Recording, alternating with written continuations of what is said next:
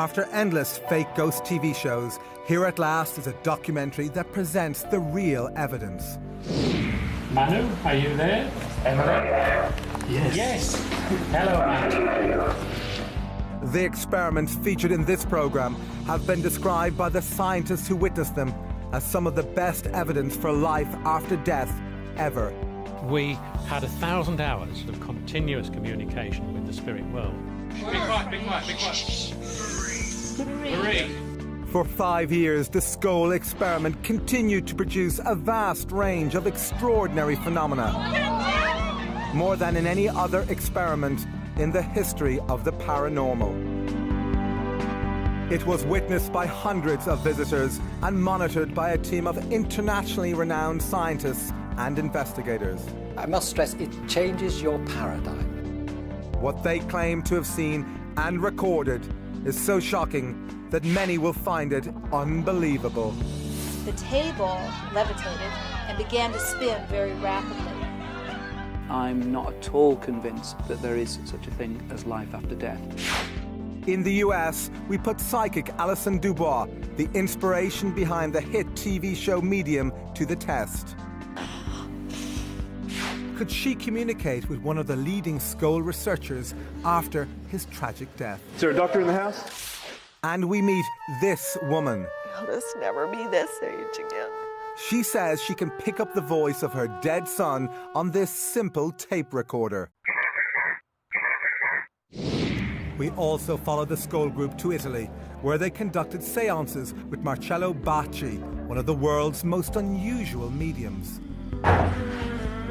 For decades, grieving parents say they can talk to their dead children via his radio.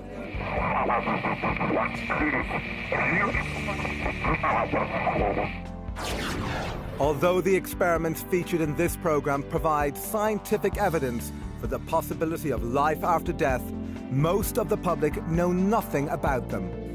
This is the first time both the Skull Group and Bacci have allowed their work to be shown together in a TV documentary. There has, in my view, never been anything like that at all, ever.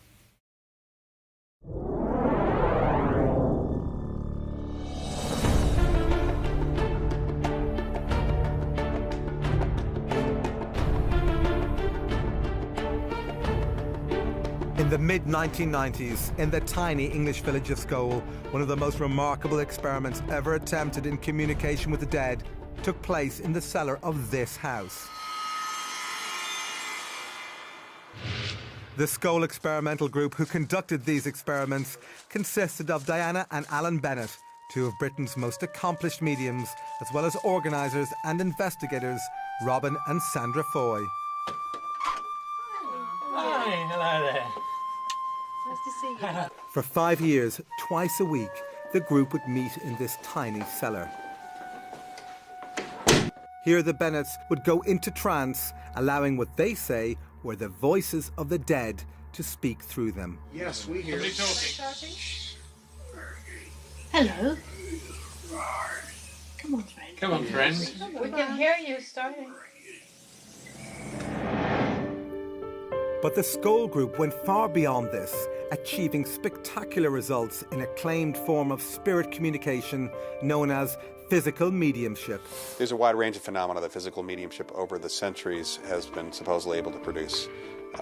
Objects levitating, chairs, tables, objects in the room. Apports and teleportation, in other words, things just dropping out of nowhere. Sometimes things disappearing and reappearing. Apparent spirit hands, apparent spirit forms. Things that people can see happening. There's an effect on real objective things based on, supposedly, the communication or contact between a medium and the spirit world. The spirits are using the medium as a conduit to cause these events to happen.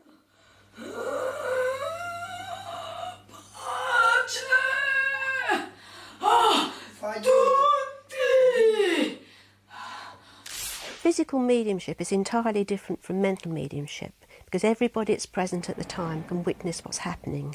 Such as if a voice comes from mid-air, everybody can hear and converse with the voice. Very nice of you to have us here. if a spirit person manifests, everybody can see what happens. I think it's fair to say that when you have sittings with physical groups as successful as the Skull Group, you see miracles. You see things which cannot be explained under normal laws of science. Trying to communicate with the dead has been a lifelong passion for Robin and Sandra Foy. Today, they are among the world's leading experts in physical mediumship. What happened here during the skull experiment was very successful and a dramatic effort which proved conclusively to us that life goes on after we all die. Diana and Alan Bennett have also participated in physical mediumship for decades. They joined the skull experiment in 1993. But both claim their astonishing abilities began long before this. My first discovery of being a medium was when I was a child. I used to see spirit. I used to hear things and be aware of things that other people weren't aware. When I was young, I saw spirits. Spirits that would come and show themselves to me.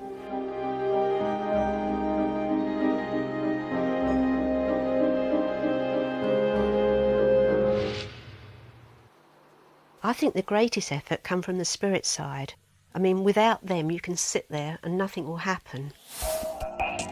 But a great deal did happen, more in fact than any other mediumship experiment ever conducted. And according to the Skull Group, this success was due to the efforts of a group of deceased personalities on the other side. They called this group the Spirit Team. A Spirit Team was a team of spirit personalities who had lived a life on this earth. Several of them had been scientists whilst they were here. The Skull Group say instructions on how to conduct the experiments were received from the Spirit Team, speaking via the mediums.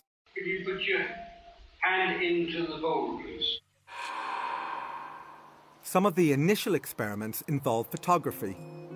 These began conventionally enough, with the Foys being told to load a film into a camera and place it on the table. But after this, things began to get very strange. We heard the camera moving round over our heads, and clicking and being wound on by spirit. In total darkness, so that in reality, nothing should have showed up on the film. But when the film was developed, there were amazing pictures.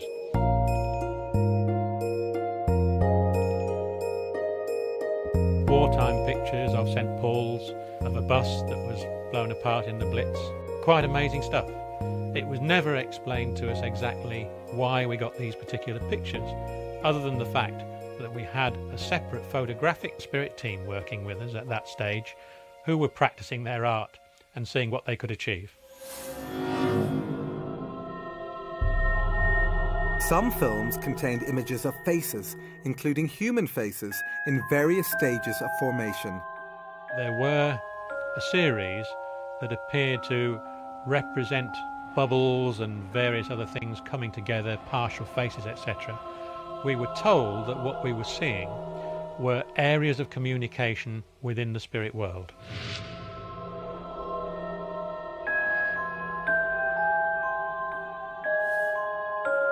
The Skull Group believed these faces were images of deceased people, which were somehow projected from the other side.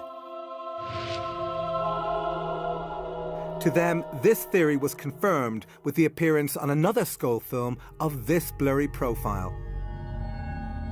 Communicators through the mediums informed them that it belonged to a man named Kingsley Fairbridge, who had died in 1924. We were put in touch in a very obscure way with his daughter, who was happy to agree that that was a picture of her father.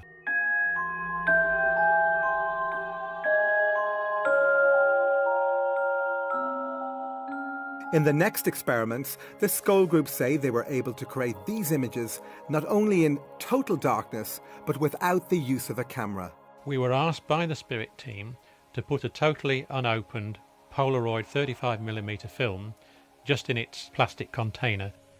If the spirit team felt that they'd achieved a result, we were asked to develop it. This could be done immediately in a special processing machine.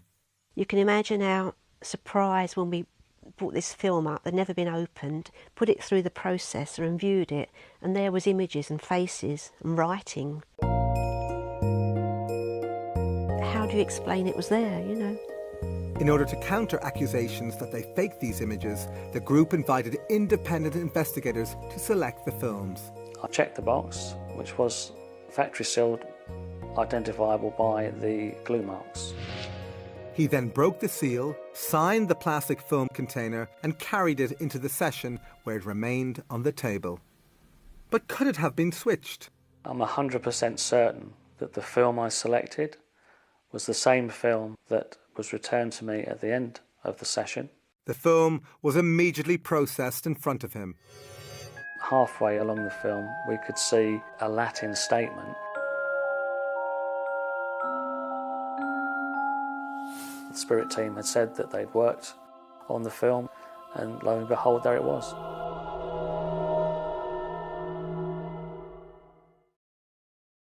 Do I believe in an afterlife? Yes, I do, completely. I had an experience where I met a medium on the street, and she described my great-grandparents, my grandparents, my great-aunt, who have all passed away, their names, the way that they died, and told me that they were all around me and walking with me and never really have left me or never really leave any of us. So, completely believe in that.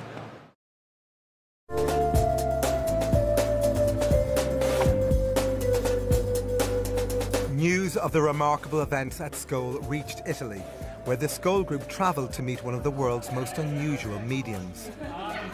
Marcello Bacci amazes visitors and scientific investigators who say they can hear the dead speaking through his old vacuum tube radio.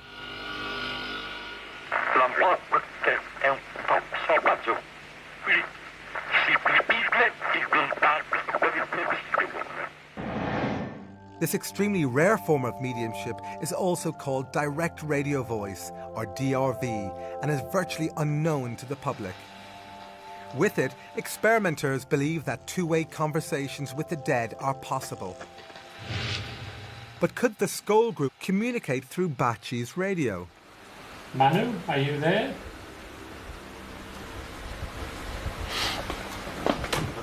Emily? Yes. Yes. Hello, Manu. Thank you, Manu. After this, scientist Harry Oldfield, a colleague of the Scole group, attempts further communication. We would like to ask the question of the appearance of your space. I can't really answer that. Can you tell something about Scole? Did I appear to be aware of what you're doing in direct contact with them? Thank you. Will the work progress? Certainly. Thank you. This is what I needed to know. Experts say that Bacci's ability to invite the spirits to speak through his radio is usually so reliable he conducts regular sessions. This seems highly improbable, but these grieving parents don't think so. The walls are littered with pictures of dead loved ones. Parents clearly recognize the voices as belonging to their departed children.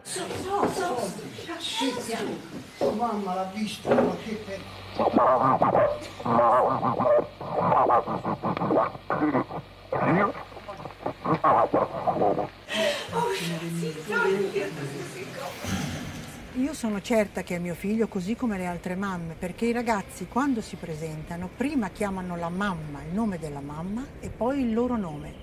A parte poi che la voce è quella di mio figlio, l'ho già detto, quindi è inutile che lo ridica.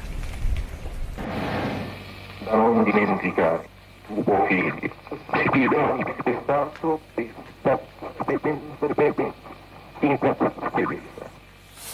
Però nel tempo ho avuto delle prove che solo io potevo sapere e che hanno dato la mia sicurezza di che questa era la prova che mio figlio era ancora vivo.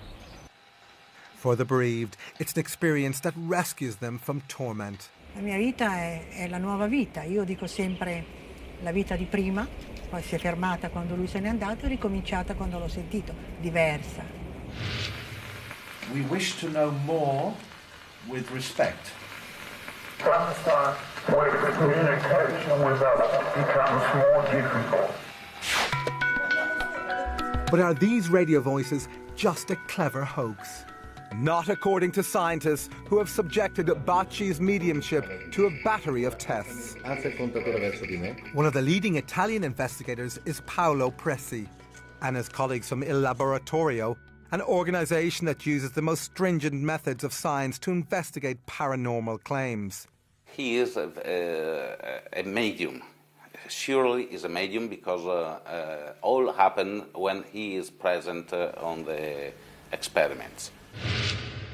Using software endorsed by the FBI, Il Laboratorio have conducted voice print analysis. Like a fingerprint, a voice print is unique. It can therefore be used to determine someone's identity with near certainty. They compared voice prints from 2 audio samples. One was the voice of Chiara Lenzi, recorded before she died. The other came out of Bacci's radio after her death and was clearly recognised by her father. The comparison produced a 97% match.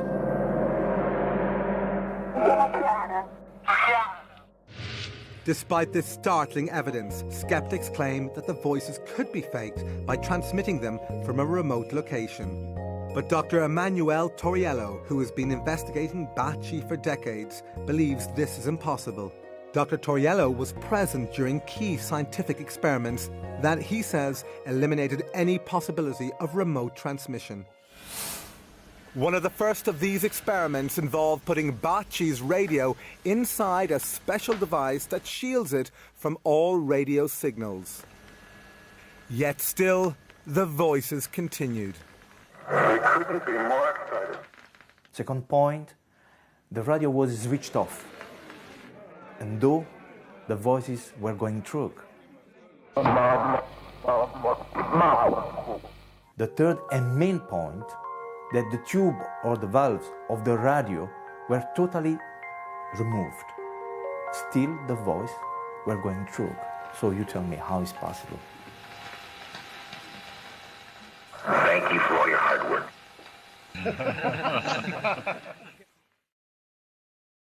Do you believe in the possibility of life after death? No, I believe in a long, long sleep, baby. Back at Skål, the phenomena were continuing to progress. Nearly all of them took place in this tiny brick cellar, affectionately called the Skål Hole. It was here that the 2 mediums would go into trance, allowing what they say were deceased personalities to take over their bodies. Hello. But just how difficult was it to summon the departed? I think possibly we sat about twice a week for a year before we really got anything significant happen, just minor phenomena up to then. But the group's determination and patience paid off. By 1995, visitors were reporting that the Skål Hole was alive with extraordinary phenomena.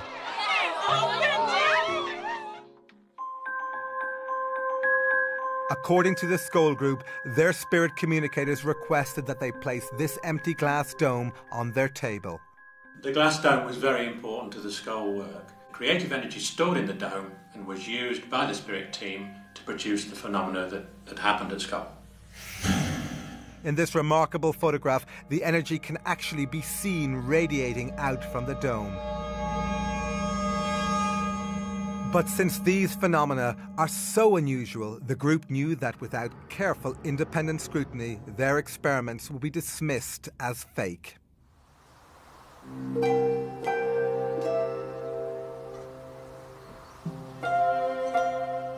Therefore, the group allowed their experiments to be monitored by a team of scientists and paranormal investigators from the Society for Psychical Research, or SPR, based in London. For over a century, the SPR has specialised in examining paranormal phenomena in an unbiased and scientific way. Among its members have been some of Britain's most accomplished scientists, including a dozen Nobel laureates. Its investigators have exposed many fake mediums. They are not easily fooled. One of the leading researchers into Skål was veteran SPR member Montague Keane. Initially, we were all pretty sceptical because what had been claimed seemed so way out. Another key researcher was Dr. Arthur Ellison, an emeritus professor of electrical engineering and a former president of the SPR. No scientist of any kind would ever say that anything could not possibly happen. The third principal investigator was research psychologist Dr. David Fontana. Professor Fontana is one of the world's most respected paranormal investigators. Paranormal is that mysterious area behind the seen and the known world. And since most of the world is unseen and unknown, and most of the world is full of mystery, for me it's a fascinating and absorbing area. To preclude the possibility of fraud, these scientists were allowed to inspect the cellar and all its contents before and after sessions. All participants had to empty their pockets and leave their belongings outside. The cellar had only one entrance, and this door was kept locked during all sessions. Despite these precautions, the incredible events at Skull continued unabated, and the SPR investigators reported what they saw in graphic terms. We saw coloured lights, we saw materialisations, we had direct voices, that is, spirit voices talking from the air. We were touched by the spirits. We saw a whole range of phenomena which could not be mistaken by three investigators such as ourselves. In the spirit of openness, the Skull Group allowed more investigators to scrutinise their sessions. These included leading scientists from several disciplines, even a professional magician. One of the scientists was the internationally renowned biologist and author, Dr. Rupert Sheldrake. Science has done very little to investigate the afterlife or reincarnation. Most materialists assume that both of them are impossible. So there's a kind of dogmatic denial by some scientists of the possibility of these things. But I wouldn't say that was a scientific understanding. I would say that was a dogmatic, ideologically motivated dismissal. The only way to have a scientific understanding is to do the research. We had a number of different professors of different disciplines to come, and sometimes they could test their expertise against the expertise on the other side. For example, Professor Archie Roy, who's an astronomer and specialises in the movement of celestial bodies, had a discussion with the other side about celestial mechanics. And he said afterwards that he thought there were only about half a dozen people in the country who would know exactly what they were talking about. Such evidence is gold dust to researchers, as it is unlikely to have been fabricated by the mediums who possess no academic training in this area. Although the scientists found this sort of evidence impressive, they still needed to eliminate any possibility of fraud taking place under the cover of darkness. Therefore, the Skull Group devised several controls to help eliminate this possibility. One of these controls involved all participants wearing luminous wristbands. These bands were attached with Velcro, so they could not be removed without attracting attention. They also requested the use of night vision equipment. We persistently asked them to accept infrared cameras, and they said not yet. It would interfere with the energy in some way. So we had to accept this with great reluctance. We were told that this phenomena could be developed in the light, but if it were, it would take an awfully long time to produce, years and years, rather than a few months that it actually took us. Critics saw this insistence on darkness as an excuse to hide fraud, but participants to the Skull experiment were not always in total darkness. Whoa, look at you!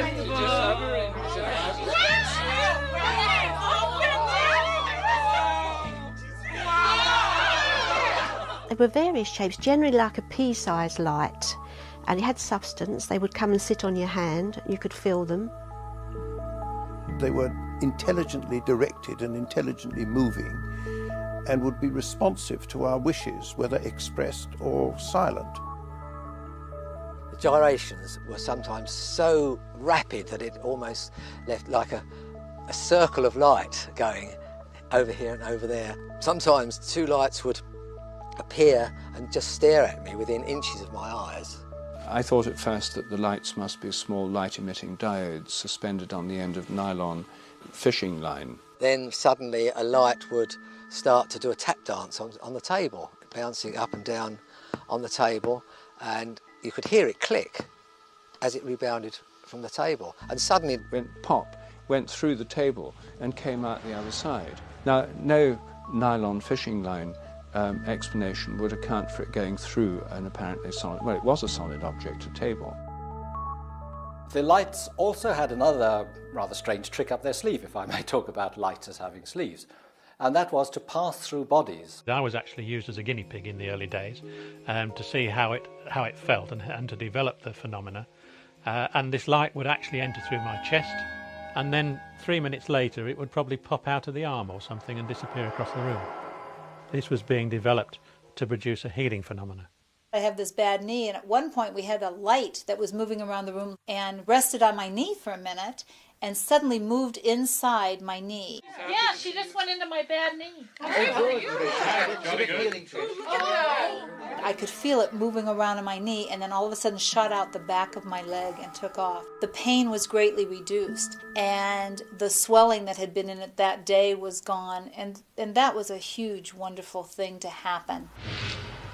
Visitors declared themselves delighted by these displays, but they were astonished to hear voices of what they say were spirit personalities talking through the mediums.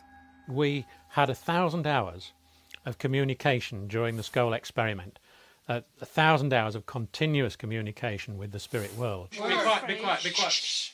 Emily, when did you live on the Earth? Oh, a long time ago now. 19th century? Yes. In this dramatic form of spirit communication, the mediums go into trance, during which time, they say, spirits take over their bodies and speak through them. It's the love that connects people. Right. And the rest doesn't matter a jot.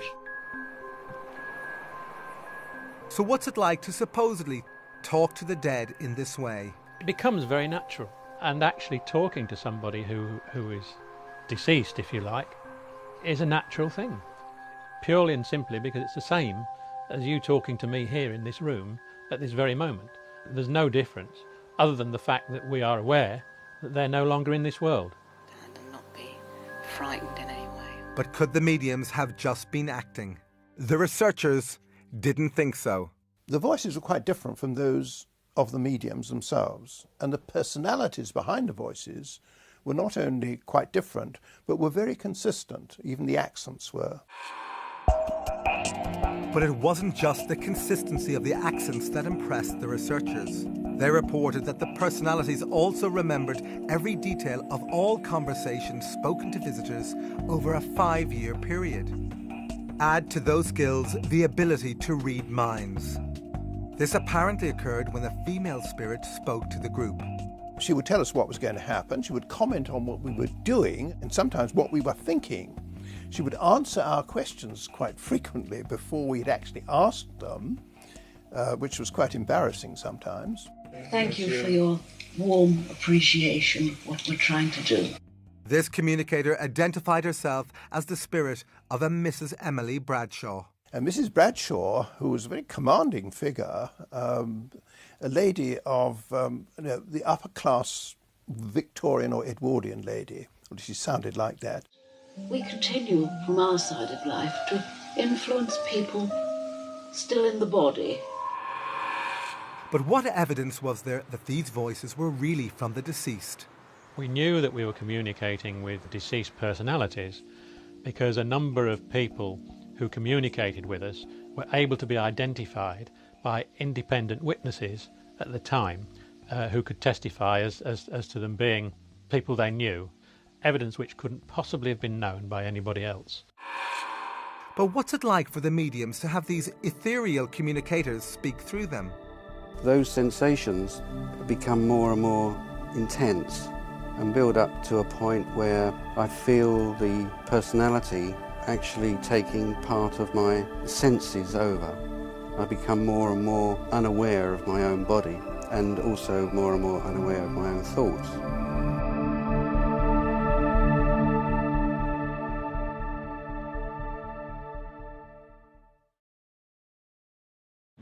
My mother died about 1.5 years before my father did, and 3 days before my father died, he saw a vision of my mother and was very disturbed when she suddenly disappeared.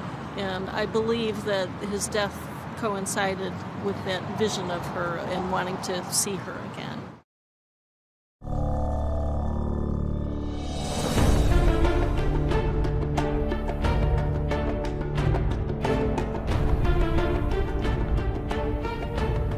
Back at Skull, visitors reported seeing and especially hearing these objects materialize from out of nowhere. In the language of physical mediumship, these objects are called apports. An apport is an object which is quite solid, which is brought from one location to another during an experimental session, but in so doing apparently passes through solid walls, doors, etc. Well, the total number of apports that we had during the experimental sessions was about 80 or even more. Whilst we were sitting here, this object would arrive, just materialise, and arrive on the table. But as it arrived, that's the sort of noise it would make. Despite the fact that witnesses heard a loud bang every time an apport arrived, no matter how small, skeptics have dismissed this phenomenon as objects merely thrown into the air. But the appearance of these apports are not so easy to explain away. These newspapers arrived in pristine condition, despite having originated in the 1940s. But who might have sent it to the Skull Group, and why? The answer arrived, they say, when dead British medium Helen Duncan spoke to them via one of the mediums. During World War II, Duncan's life was ruined when she was arrested and imprisoned for practicing mediumship. As she described her ordeal to the group, this newspaper allegedly appeared out of nowhere. To their astonishment, displayed prominently on its front page was the story of Duncan's trial and conviction. I think she suffered greatly through her mediumship, and she was really coming to wish us well, and she bought the newspaper as a sign of a very turbulent time in her life. The scientists knew that an old newspaper could easily be copied and printed onto modern paper, so Montague Keane had the suspect newspaper analysed. We took it to the leading research station in England, indeed in the world, on paper and printing, and it was absolutely clear from their report that, first of all, it was done on letterpress, which has gone out of existence virtually since the early 1970s, I would say. It was newsprint produced during wartime, which lacked certain chemicals which you couldn't get hold of. So this was a genuine article which appeared 50 years after the event, but no one has been able to explain how it got there. So where did all these apported objects come from? We were told by the spirit team that they were never stolen, but were basically objects that had been lost or discarded, or at one time been owned by the spirit personality that brought them for us.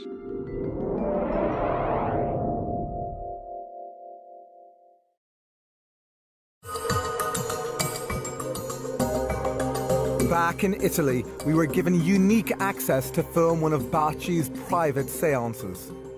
But Tim, now you have to sit somewhere and sit. Not in my back. Not in my back.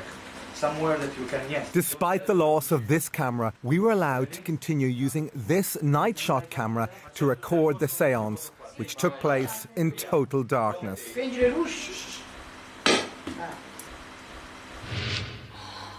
As the seance progressed, the medium went into trance.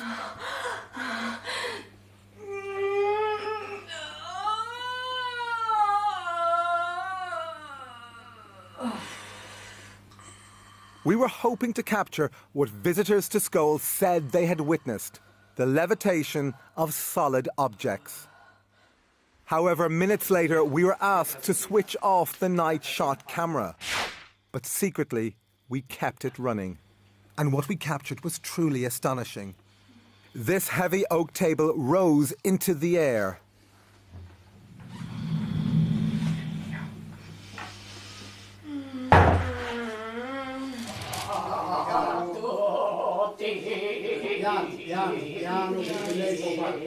But levitations were not the only phenomena we witnessed during these seances. Like the skull experiment, visitors to Baci's centre say they have received apported objects. This woman is one of them. Questo è un apporto che ho ricevuto al centro Baci.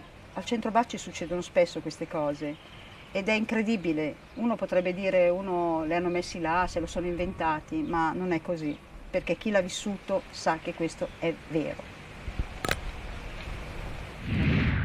Once again, we were permitted to use night shot cameras in the hope of capturing the arrival of an apport. We were not disappointed.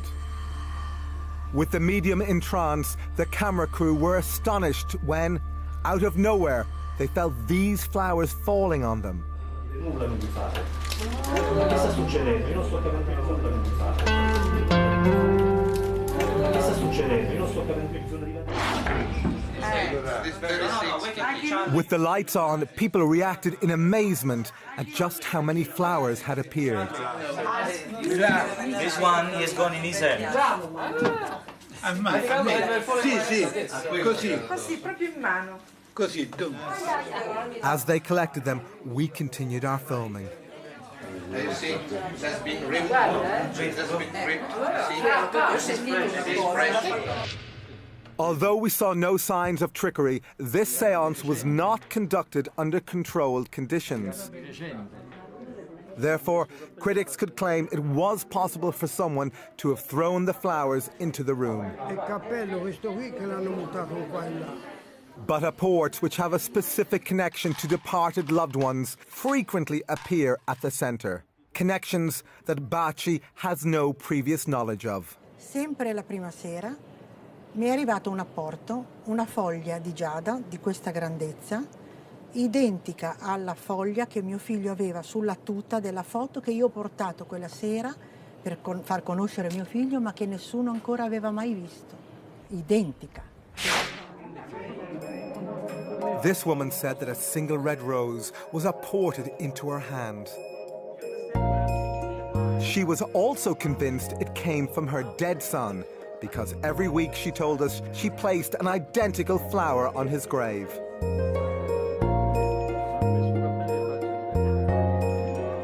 As impossible as it sounds, could this rose really have been sent from the other side?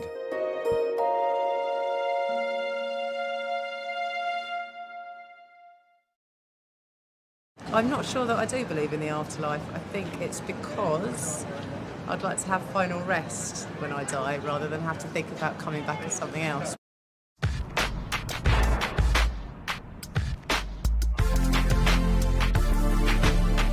Back at Skull, the phenomena were continuing to progress. The scientists were about to experience something even more shocking. Another thing that happened was that a hand materialised and sort of glowed. And there was this disembodied hand floating around. When I told some of my friends about it, they said it sounded just like the Addams family. And I commented to the medium, I said, oh, I can see a disembodied hand. And she said, it's not disembodied. This was Mrs. Bradshaw, who was speaking through one of the mediums. And I said, you mean there's an invisible body attached? And she said, precisely. And then she said, would you like it to touch you? And I said, yes. So she said, well, ask it. So I said, hand, will you touch me? And so the hand went round behind me and it tapped me on the shoulder. But could these hands have been hoaxed? This visitor who felt the truncated length of a disembodied arm didn't think so. And I was so startled, I moved my hand and it traveled right up a sleeve. There was a sleeve, like a cotton sleeve, very much like this, right up to the shoulder, and then it just stopped. There was nothing beyond where the shoulder would have been. It was a really amazing experience. Oh, yes, yes, oh, yes. Yes, a hand. It's straight to the finger to point. Oh, I see, yes. Sometimes we would be touched by these hands. Sometimes we would invite them to touch us. Sometimes they would touch us on our knees, let's say, or on our feet, which, as it was a fraud-proof table, were inaccessible to the mediums themselves. So what's it like to touch one of these spirit hands? It felt cool, but not cold. It didn't feel clammy, it didn't feel slimy. It felt like a normal human hand, and it grasped my hand firmly. The unseen communicators told the scientists that they usually materialized a hand or an arm because it was easier than materializing a full body. But some cases of full bodies being materialized were reported. I had the presence, the physical presence, of my mother, my father, and my sister, all in solid form, standing in front of me, all of whom I was able to hold, to embrace, carry out conversations with them. I've witnessed it so many times, it just becomes a normal thing. Normal is a word strained by the experiences of the skull experiment. And there was nothing normal when patches of light floated over the scientists' heads and slowly changed into spectral forms. The diffused patches of light would take the form just of a human face, moving round the room with the direct voice very, very faintly coming from the diffused patch of light, and the lips moving again very faintly. As I stared at the face, it was noticeably smaller than a normal size head. But within the face itself, features were clearly visible. We could see the glistening of the eyes, we could see the eyes moving. And even more remarkable forms were to appear. They looked like angelic forms. It's over my hands. Oh my goodness, look at that. And I was very fortunate that one came and landed on my hand.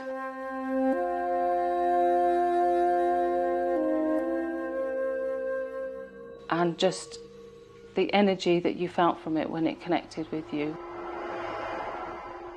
was a lovely experience, and it just felt like an overwhelming feeling of love. These are great experiences, you see. Again, I must stress, it changes your paradigm.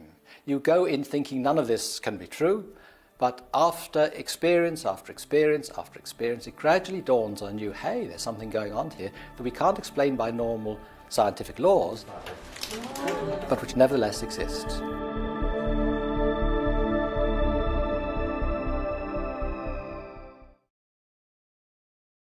Years ago, I was staying in this very old inn, and I actually saw somebody come out from the wall and walk through and just disappear again.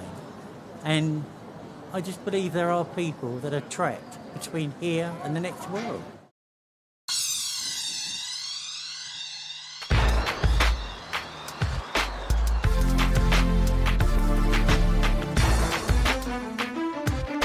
The experiments featured in this program have been described by the scientists who witnessed them as some of the best evidence for life after death ever.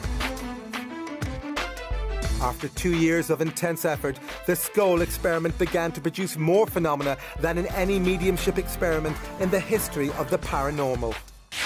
Their initial claims were that they were in contact with a group of deceased entities who were producing, with their help, a number of pictures of either deceased persons or strips of films, which they claimed to be produced without any cameras and in the dark. To eliminate any possibility of hoaxing, the scientists brought their own film and locked it in a specially designed security box. The box was held in the hands of the investigators so that no one could get at it. And then immediately afterwards, we would take it out of the box ourselves so that no one else touched it, and then develop it ourselves in a special machine. Despite all these precautions, the experiments continued to produce the incredible images seen here.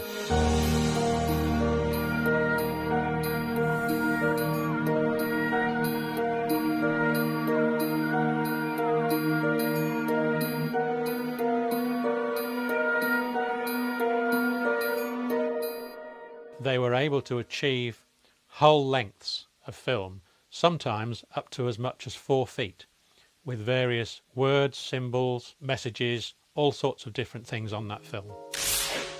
Other films contained poems in centuries-old German and fragments of Greek, Chinese, Hebrew, Latin, and even Sanskrit. The Skull Group were ordinary people with no knowledge of these languages.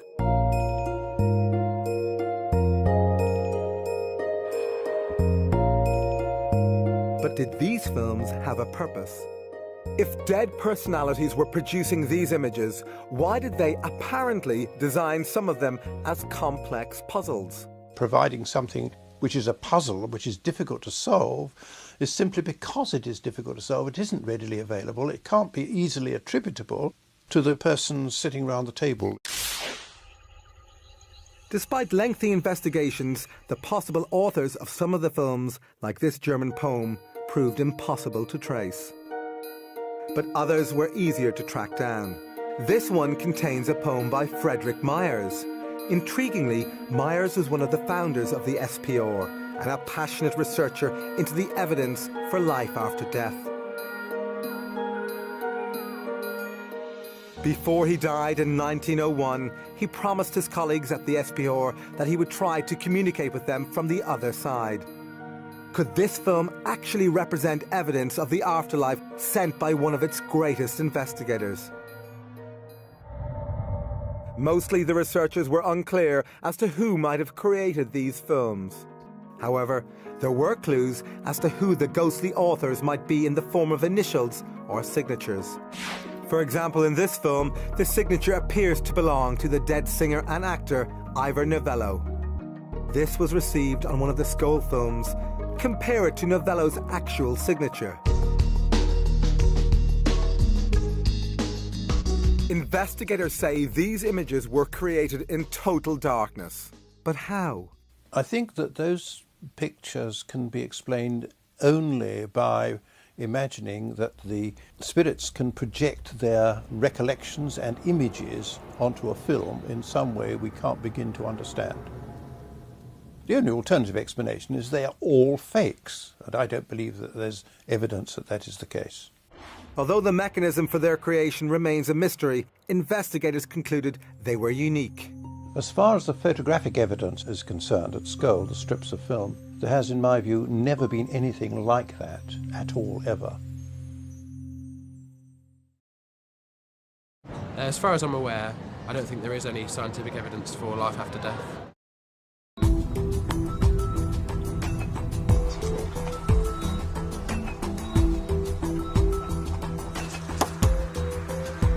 Spurred on by the photographic experiments, the Skull Group began a series of video experiments called Project Alice, after Alice through the looking glass. Their ambition was nothing less than to try and capture moving images sent from the spirit world. The Skull Group insists that instructions on how to position the camera and mirrors came from their spirit communicators. They were told to set up a video camera in the dark cellar, aim it at a pair of mirrors so that it could only film its own viewfinder. While it was recording, nothing unusual was seen. But when the tape was played back, these remarkable pictures appeared.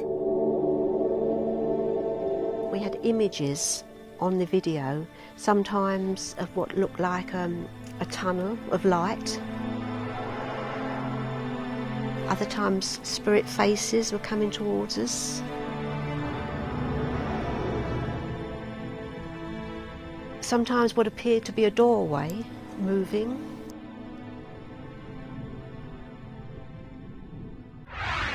Skeptics claim these images were created by video feedback, occurring when a camera records its own output.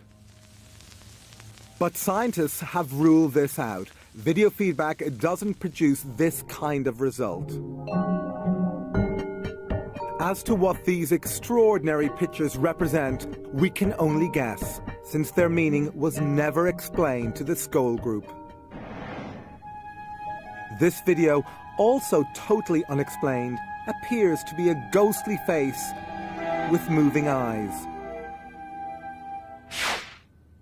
Later, a few video experiments were attempted in full light.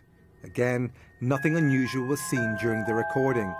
However, on playback, this unworldly figure appeared.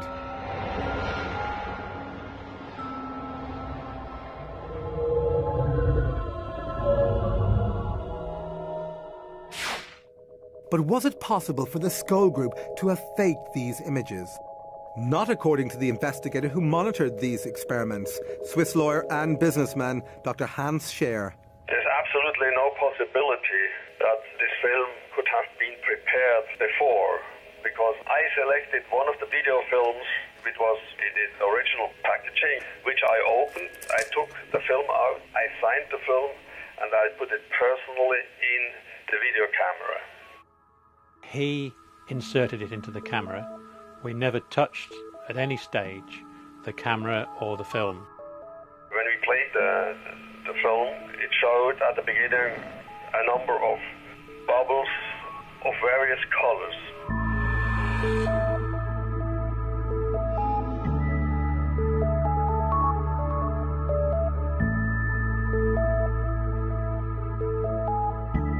But there was one particular bubble on there in which the face of a person appeared, and it was a man with spectacles. Although Dr. Scher did not recognize this face, the Skoll group thought it might have belonged to someone who was trying to communicate with him from the afterlife.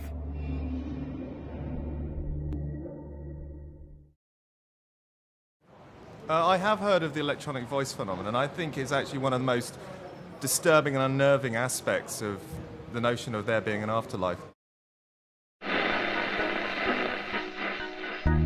Attempting to capture spirit voices via technical devices like radios and tape recorders has a long tradition that goes back to the last century.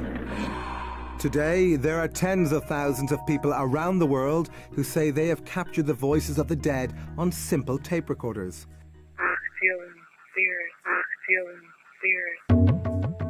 This is known as the electronic voice phenomena, or EVP, and was recently popularized in the Hollywood blockbuster White Noise.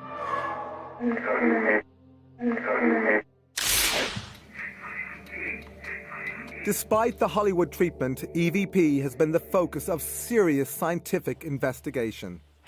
One of the leading researchers is Alexander McCrae, an electronics engineer who has worked on communication systems for the space shuttle.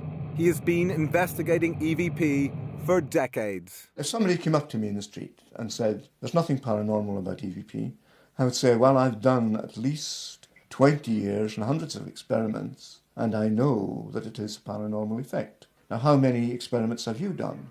But skeptics insist that EVP is nothing more than the random pickup of broadcast signals like radio and TV. To test this theory, McCrae tried to obtain EVP inside a laboratory that was fully shielded against radio and sound waves. This meant it was impossible to pick up any stray broadcast signals. So inside the laboratory, you couldn't pick up anything. But yet the device still produced voices. Although this audio sample is hard to understand, the very fact it was recorded defies all known laws of science. One experimenter of EVP is Vicky Talbot, who lost her son Braden in a boating accident in 2001. Okay, I'm coming down into Wildcat Cove right now, which is the cove that my son departed from and did not return. Ever since then, she says she can record and recognize his voice using this digital recorder. Well, that's Braden. What has really convinced me is the way he speaks, the stress, the intonation. Sometimes he sounds exactly as he did in life. Happy New Year.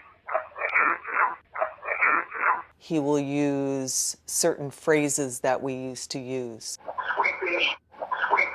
He will say certain things that will identify himself as the person that he was in life. I am convinced, personally, that I am communicating with my son. Like visitors to Skoll and to Bachi's centre, EVP practitioners find comfort in the belief that they can still communicate with loved ones. But even this conviction can't make up for the unbearable burden of losing a child. These just make me want to cry, just looking at him. He'll just never be this age again or do that again. What matters is the love that you have for your family. That's what really matters, and not to screw it up, and to remember they can be gone in a flash. You know, these other people, I feel so sorry for them because they have no way of communicating with those that they have lost. And they go around thinking, if only, if only, if only. I don't have to think that. And that's a good thing.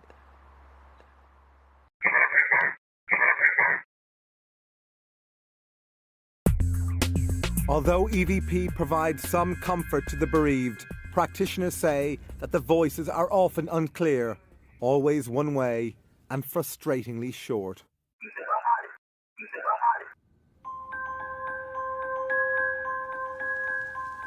One way that we also communicated with spirit, and which was a very effective way, was by use of an ordinary, very cheap tape recorder whose amplifiers were used by the spirit team to carry on a two-way conversation with us.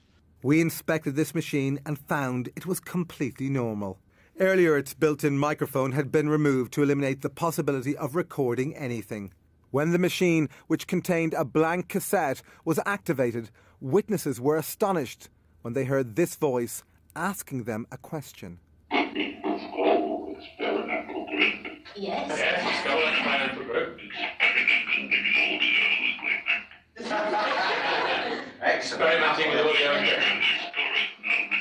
Yes. Historic moment it is.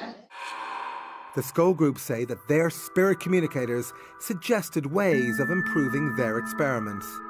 For example, they told Professor Ellison, one of the SPR scientists, how to build a device for boosting communications via the tape recorder. But this information arrived in a very strange way.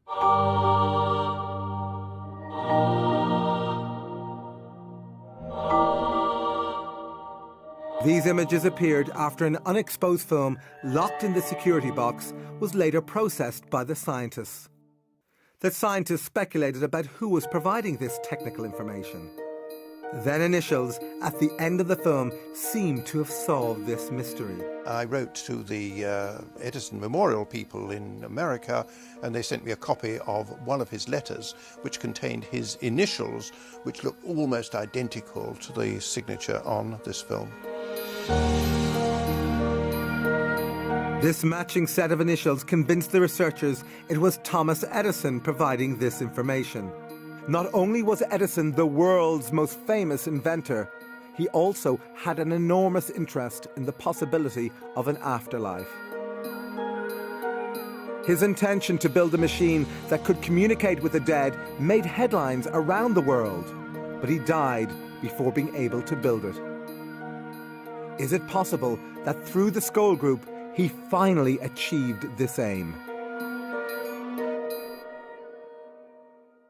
My understanding of life after death is what we've done here, the way we've affected people about us and things that we do, and it lives on through them.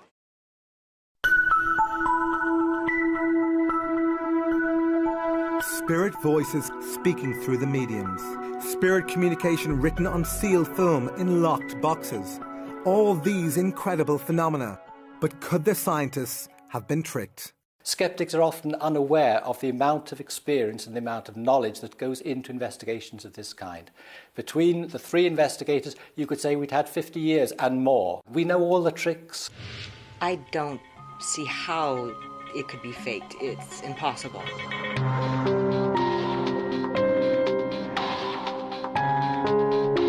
Nevertheless, was it possible for the Skull Group to have perpetrated a massive hoax? These things are so extraordinary that when one tells them to people who've not had the experiences themselves, they think, oh, it must be trickery. And the challenge then always is, OK, you duplicate it.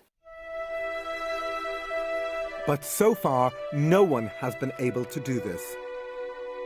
Nevertheless, critics still claim that the events at Skull were produced by the kinds of conjuring tricks used by stage magicians and entertainers. You find them You found them in this manner like this, you see. Because professional magicians learn all the skills of illusion and misdirection, Genuine. I'm not going to show you how it's done, because if I showed you how it was done, you'd tell everybody else. they are also well qualified to detect this type of fraud. Hey, presto. With that in mind, James Webster was invited to scrutinise a number of Skoll sessions. Webster is a member of the Magic Circle in Britain and has been a professional magician for over 40 years. Well, I had an opportunity to view the cellar. I could see no magic props or anything which made me feel inclined to think there was any hoaxing or trickery. But could he replicate the events at Skoll? I could not do it myself as a professional magician. And I don't believe in any magician that I knew could do even the lighting, let alone the other phenomena that I witnessed. Any one of those in the cellar, I'd say they were wasting their time doing this here for nothing, when they could be earning $1 million out there on the stage.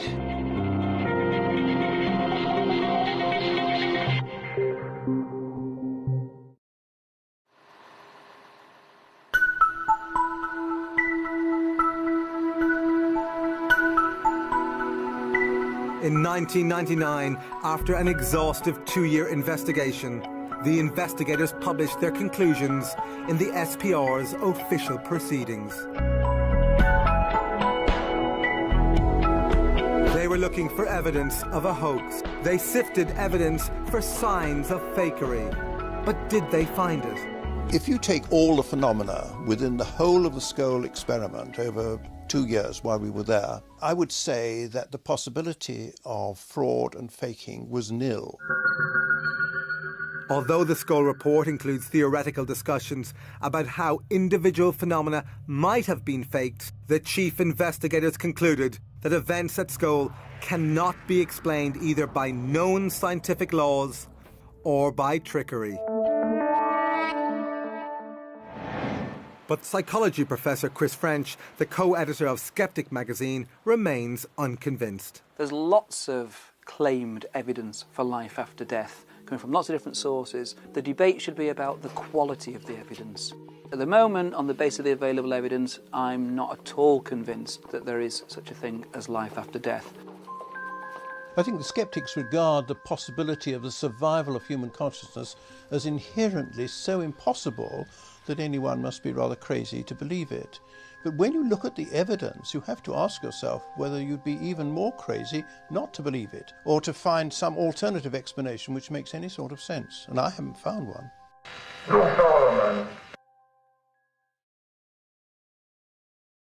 When we die, we go into another world. A lot of worlds. 3,665 worlds. How can you be so specific? Because I read it in the Bible. News of the amazing events at Skoll spread around the world.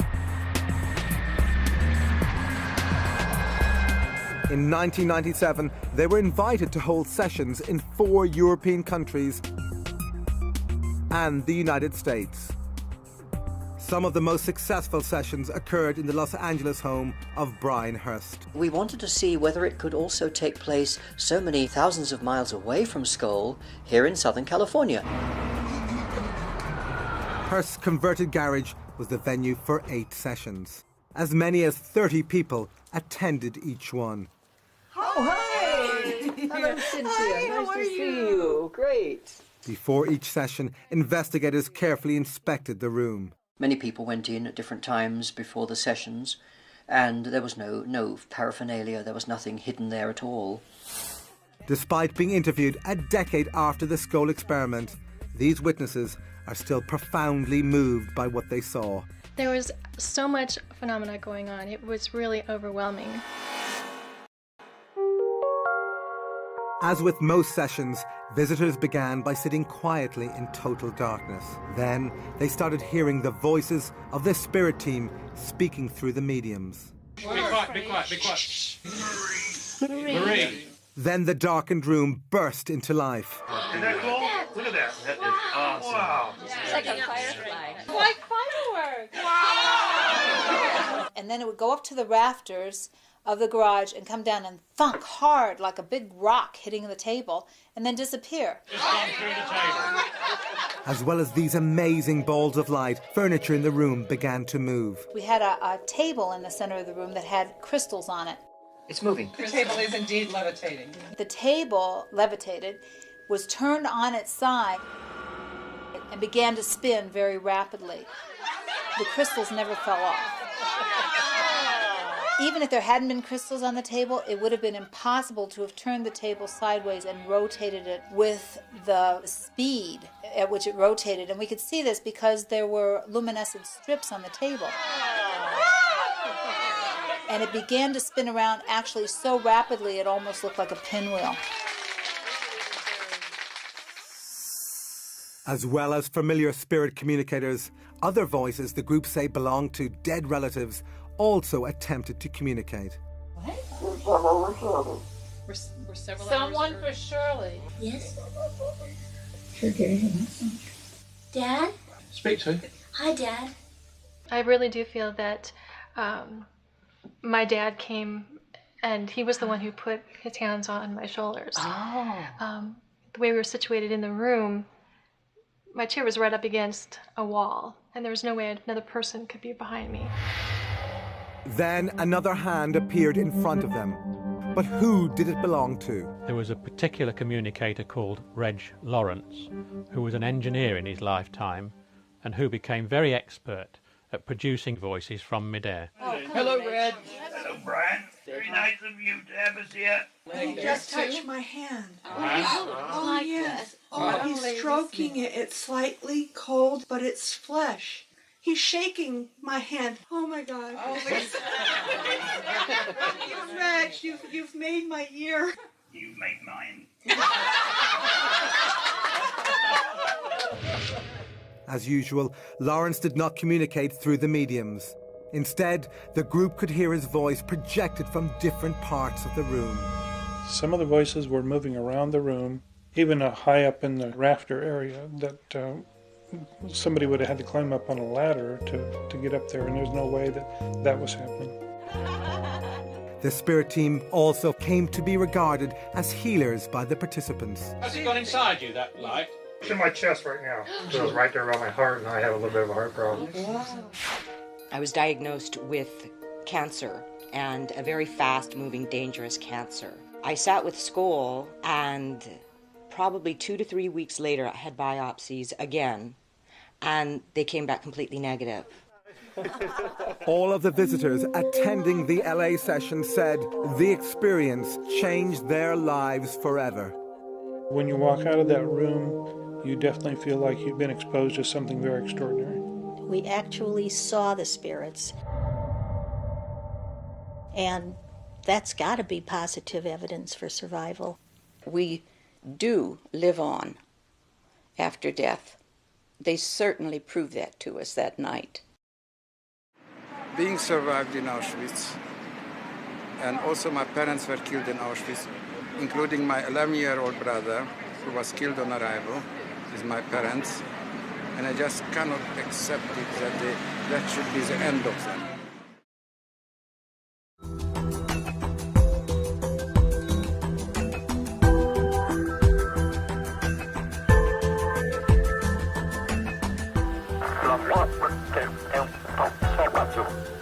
Previously, we have shown how experiments at Skoll and with Bachi provide powerful evidence for life after death. But some researchers think there may be another possible explanation. Could some of the remarkable events shown in this film be the result of human paranormal abilities like psychokinesis, the claimed ability of the mind to directly affect matter? There's an enormous amount of evidence for the existence of psychokinesis. In the laboratory, we're talking mainly about the evidence of human consciousness on random number generators and very small events that can be totally controlled. There is clear evidence that people can affect things. One of the most famous practitioners of psychokinesis, or PK, was a Russian housewife called Nina Kulagina. Kulagina was able to demonstrate her abilities under strictly controlled conditions in front of a team of scientists. Researchers who investigated her were convinced she was able to do this solely by the power of her mind. So could the Skull Group and their visitors unwittingly have created some or all of the phenomena using mind over matter? As an explanation, although it's not more than just simply a label to it, this is psychokinesis in physical mediumship. Whether it is a spirit working through someone, a spirit acting directly on an object, or the medium's mind causing the things to move. Say there were real mind over matter effects going on as opposed to conjuring tricks, then how do we know they were coming from the minds of the disembodied people rather than from the minds of the mediums who were sitting in the room? There is no definitive answer to this question. But the theory that these phenomena were due solely to psychokinesis from the living seems improbable, since PK produced in laboratories tends to be weak.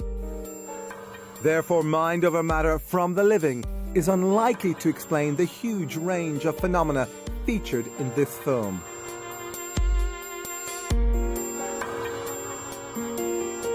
Emily, when did you live on the Earth? Oh, a long time ago now. 19th century? Yes.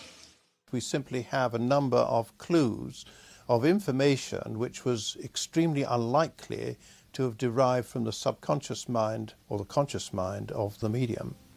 And the more impressive those are, the less likely it is that you can say that this is an aspect of mediumship. And the more likely it is, it's an aspect of discarnate communication.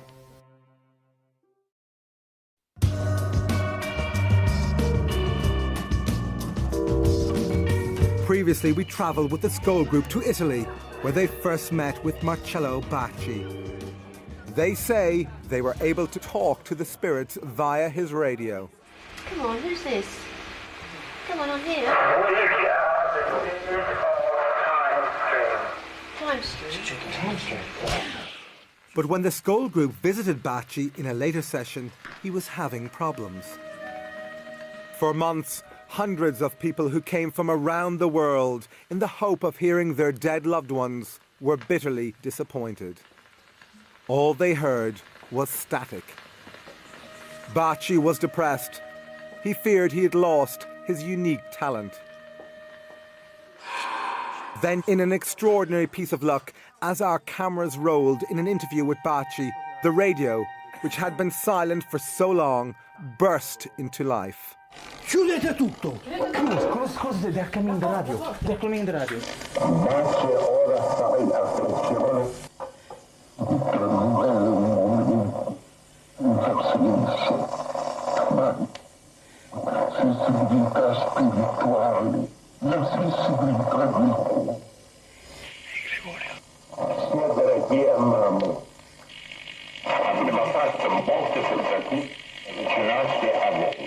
Grazie Gregorio, però ci sono, vi prego, stasera sapete. Bacci's drought was over. When the radio voice stopped, there was celebration. Mamma mia, mamma mia che gli hanno detto. Bacci felt he'd regained his ability to communicate with the spirits. But then joy turned to disappointment as he thought he had failed to record the voice. Madonna, non è partito. No. No, era partito, l'ho spento io, vai. L'ho già messo indietro. Ah, te? Mi fa sì. Poveretto, l'ho messo indietro. Io poi dico, ma l'ho messo già io indietro. Once the recording was transcribed, Bacci told us the voice belonged to a spirit called Gregorio, a Catholic friar who had died many years ago. Later, independent researcher Dr. Toriello read the last part of this ghostly message. Man, he passed his time just deceiving himself, okay? But when all of you will be here where we are, okay? Then you will find the answer to all your questions. I'm sorry, I cannot say more.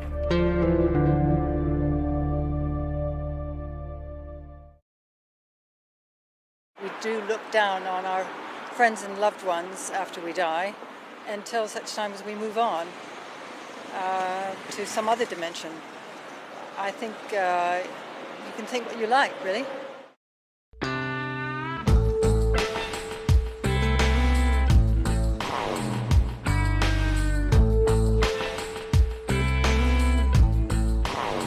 Despite the evidence from Skoll and Batchy, most scientists still refuse to even consider the possibility that consciousness might survive death. Dr. Rupert Sheldrake, the internationally renowned biologist and Skoll investigator, offers an explanation. There's a dominant materialism in science that grew up in the 19th century. It's become part of the culture of science, but it's really a dogmatic belief system rather than a testable theory. What this means is that scientists have become completely focused on the things they can both measure and replicate in labs. Within science, based on a materialist point of view, the mind is the brain. So anything that suggests the mind might be more than the brain goes against the theory, and therefore most scientists don't want to know about it. Another prominent scientist not convinced that consciousness is solely the result of brain activity is Dr. Charles Tart. But that's just a small part of the spectrum. Dr. Tart is Emeritus Professor of Psychology at the University of California and a leading researcher into the evidence for life after death. The idea that survival of bodily death is impossible and that we're nothing but our brains and bodies is really a function of an outmoded view in science, a Newtonian worldview. Now, the Newtonian worldview works very well for everyday events, but one of the most interesting things about modern science, especially when you look at stuff like quantum theory, is that the world is far more mysterious than we think.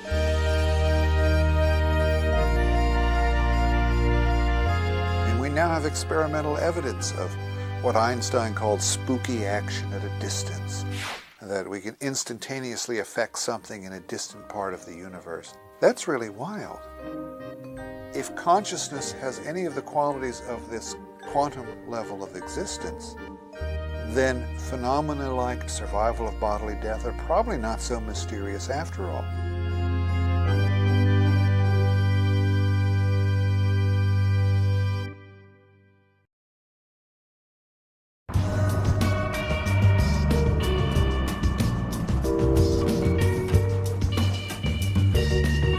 But could quantum theory explain one of the most shocking experiments conducted at Skoll?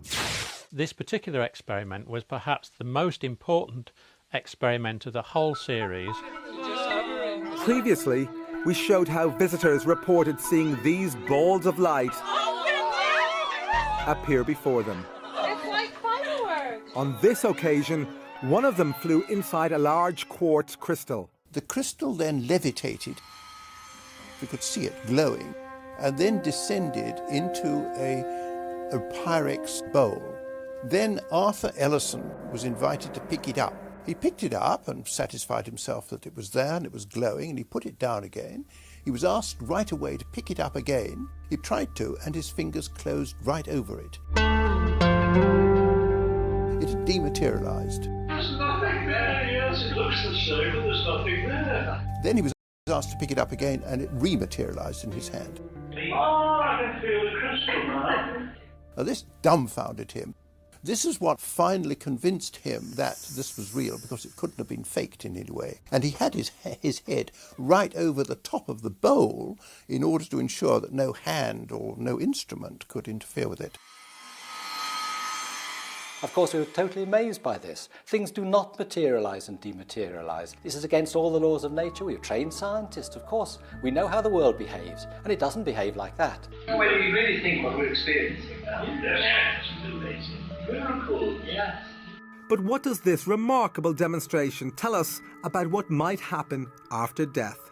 The spirit team told us that the experiment with the crystal in the bowl gave a good example of what happened when we die, in that the essence of the crystal remained even when the physical part of the crystal had been removed. Our bodies represent the physical part, but the essence of ourselves remains the same. This, if you like, can be termed the soul.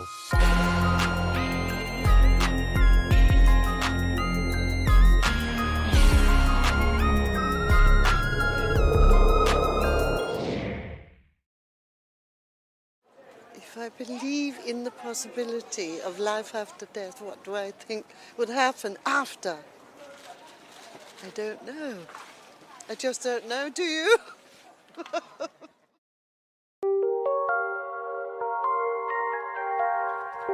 Well, I don't particularly want to have anything other than pure death, and I would rather not believe in survival, but I find it impossible to be intellectually honest and not believe in survival.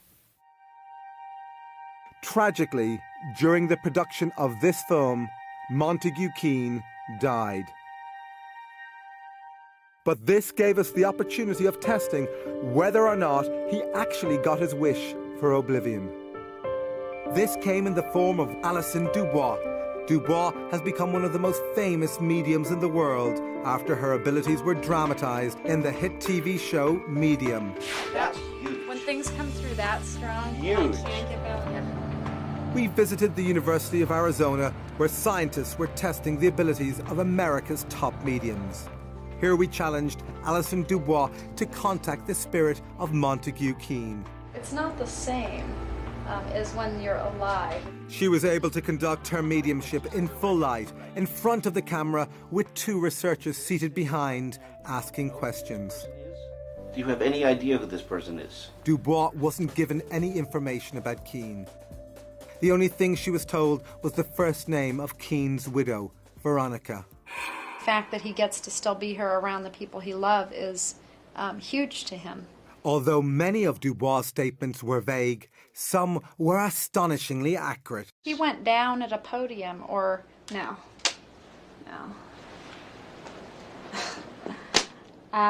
He's showing a man falling at the podium, like, and falls, and he goes down at the podium. Okay. This is important.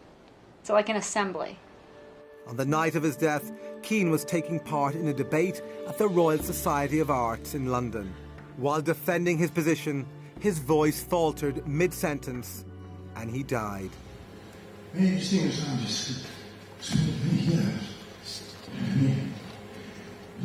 Take a rest.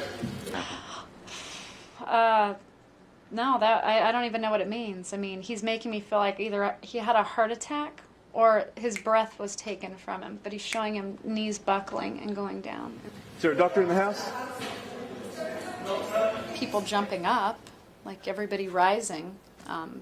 He goes down and they go up. Right. Also, there would have been like a banner announcement or a banner hanging of what this conference was or whatever it was. He's kind of laughing and he's like, way to go out, like way to leave this world, right there and then. Dubois stated that Keane is now as interested in communicating with the living as he once was in talking to the dead. To try and understand better, like to understand the other side, what you guys are seeing that's right and what's not right, and almost to like try and help make that clearer. I do believe in an afterlife. I'm not sure what that life will look like if we just go back into the source, but I just kind of live my life like we'll see when we get there.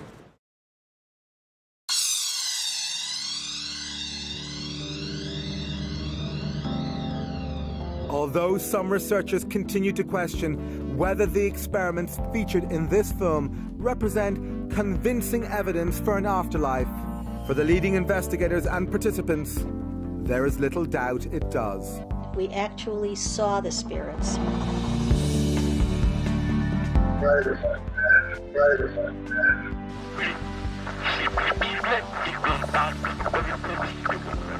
Emily, when did you live on the Earth? Oh, a long time ago now. 19th century?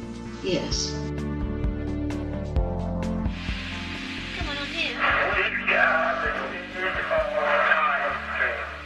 I think we were pushing the barriers further than had ever been pushed before, and I think we just got to the stage where at that time we couldn't go any further. In 1998, after 5 years and 500 sessions, the Skull experiment finally came to an end. The Skull experiment may be over, but today, in Italy, grieving parents continue to report hearing the voices of their dead children on Baci's radio.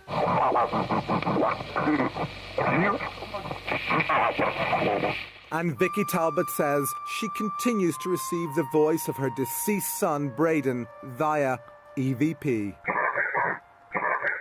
But the debate about the authenticity and significance of this evidence continues to rage. Now, according to science, when you physically die and when your brain stops functioning, that is it, that is the end. The experiences that I've had have convinced me that it is very difficult to explain any of these things by an alternative explanation to that of survival. You're not going to win everybody. I mean, you're not going to be able to ever have everybody believe that there's another side. That's just not going to happen. I hope the significance of those experiments will literally be to make people think, to stop and think, and look at their own lives, to look at where they're going, perhaps to be better people.